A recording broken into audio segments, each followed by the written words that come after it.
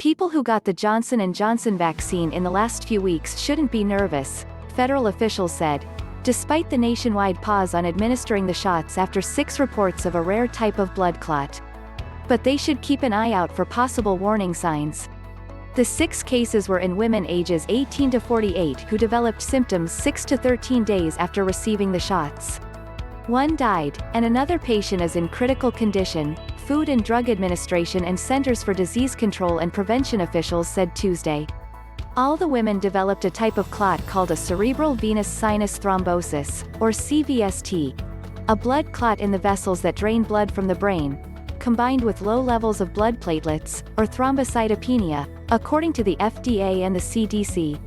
For individuals who got the Johnson & Johnson vaccine more than a month ago and are not experiencing any symptoms, there is little reason to feel anxious, Dr. Anthony Fauci, director of the National Institute of Allergy and Infectious Diseases, said during a separate White House briefing later Tuesday. That's because any serious reaction would have been evident by now. For those who received the Johnson & Johnson shot within the last few weeks, it's important to be alert for symptoms. The symptoms include: first of all, don't get an anxiety reaction, because remember it's less than 1 in a million, Fauci said. However, having said that, pay attention. Chest discomfort or neurological signs, which can include visual changes, are also possible symptoms, he said. People who have received the shot recently who experience any of the symptoms should contact their healthcare provider, officials said.